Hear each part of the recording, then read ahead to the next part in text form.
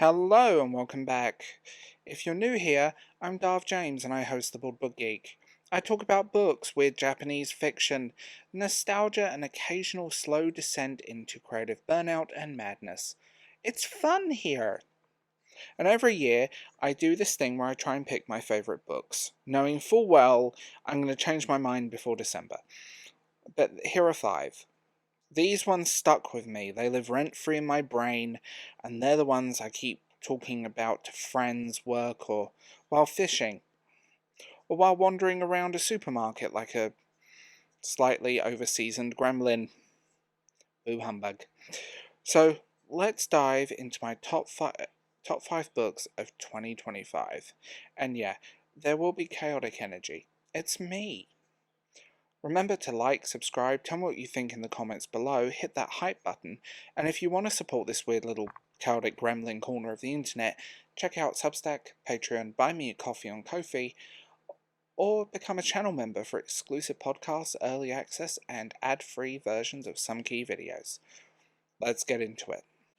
Welcome to this episode of The Board Book Geek. My name is Darv James, and if you want to support this weird little corner of the internet, you're welcome to check out Ko-fi, where you can buy me a coffee, Patreon, Substack, as well as YouTube channel memberships. Also, remember, if you don't want to do that, you can always just like this video, leave a comment, and hit that hype button. Let's start the show. The Price of Power by Michel.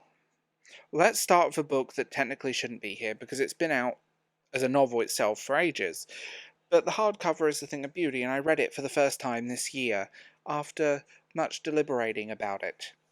And by the way, the hardcover is a thing of beauty. You can see it on screen now. If you've never read Michel, he's one of those fantasy authors who seems to understand exactly what makes the genre tick, and then breaks it just so he can see what happens. What I loved about The Price of Power is its sheer confidence of storytelling. It's like someone juggling fire while walking a tightrope across political alliances, betrayal, morally ambiguous, and characters that feel too painfully real. You follow people making terrible choices, but you understand exactly why they're making them. The book itself feels lived in, grim, complicated, like a place where magic exists, but it won't save you from taxes or bad decisions. And the character arcs, you don't just read them, you survive them. Rereading this book in this gorgeous hardcover format reminds me why I love this genre so much and why I love this book the first time. It's epic fantasy with an indie heart. And if you're craving something deep, brutal, but still human, start this series today. Destroy All Humans That Can't Be Regenerated. Ongoing series Volume 5 is out now. Right, let's talk chaos. This manga is the most fun I've had with Magic the Gathering in years, and it has absolutely no business going this hard. Every volume is a mix of comedy, action, questionable decisions, lots of nostalgia, and the kind of energy you get when a DM says, "Do whatever you want, I'm tired." The thing about this is it's a slice of life manga. It's not about monsters and epic battles, it's about late 90s Japan. And it's so beautifully done, and if you were around in the late 90s, early 2000s, you will recognize this. The game shops, the culture, the tech, the music, the movie references, the clothes. It's absolutely hilarious. And even if you're not a Magic the Gathering fan, I will say, check out this. If you want a nice slice of life manga that's a little bit fun and a little bit like reading your own life, I would recommend that. Every time I read a new volume, I smile like an idiot. Sometimes you just want something entertaining, and this is peak entertainment with a nostalgic heart and something I genuinely love. And I mean that, like I was surprised by this. The Rose Field, The Book of Dust, Volume 3 by Philip Pullman. Okay, deep breath, this one hit me. The Rose Field is the kind of book that reminds you why Philip Pullman is considered one of the great storytellers of our time.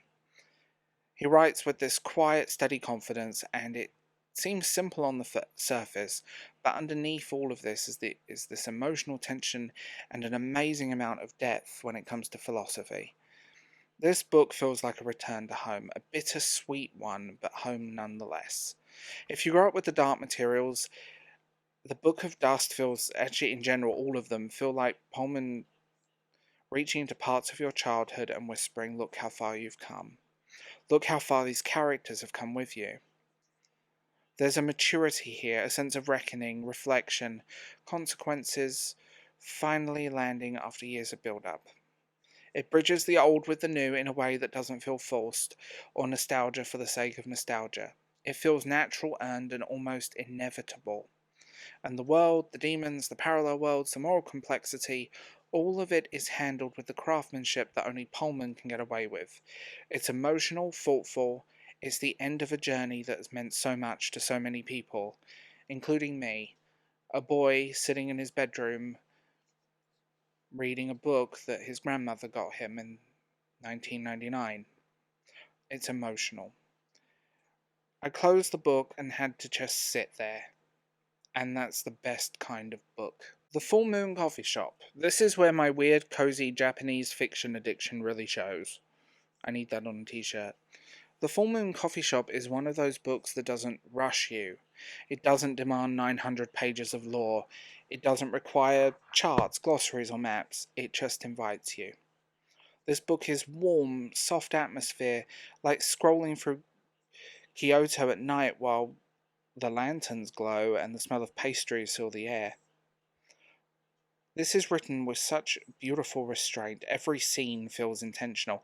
Every character moment is gentle but meaningful. There's mystery.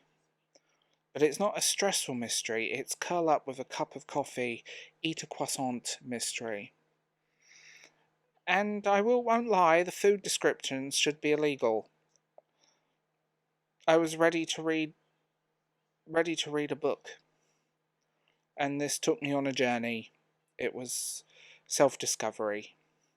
This was one of my most peaceful reading experiences of 2025. A reminder that not every book needs to burn your life down. Some just need to make you feel a little warmer, a little calmer, and a little more human. If you need comfort reading, this is the one for you.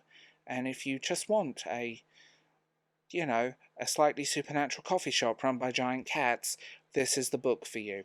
Empire of the Dawn by Kristoff. Of course, this has to be like my number one. This book grabbed me by the throat and said, "You're not sleeping tonight."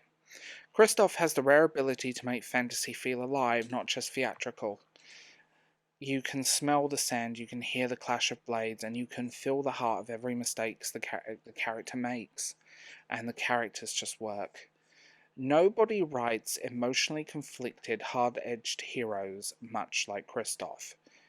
You don't just follow them, you get dragged behind them like you're tied to a sled and they're sleigh dogs on their own journey. The world building is massive without being overwhelming. The writing is sharp and cinematic. The action scenes hit like a brick. But what really got me was the emotion. Of all the books, of all the grit, Kristoff always grounds things in his characters. In people trying and often failing, doing what they think is right, or trying to do what they think is right, and making decisions that aren't always the best one. This is his best work since the Nevernight series, and it proves he's still one of the strongest voices in modern fantasy. If you like big, bold, unapologetic, intense fantasy, this is the book for you. Here is my top 5. I've done this pretty much every year for years. The books that stuck with me, comforted me, destroyed me, or just entertained me when I desperately needed something to smile at. Everybody's reading journey looks different, but these are the 5 that really shaped this year for me. If you've read any of them, tell me what you think. If you violently disagree with my rankings, please express it politely, preferably in the style of a Victorian letter or a Pokemon battle cry. Thanks for watching, and thank you for your support as always. And I'll see you in the next one.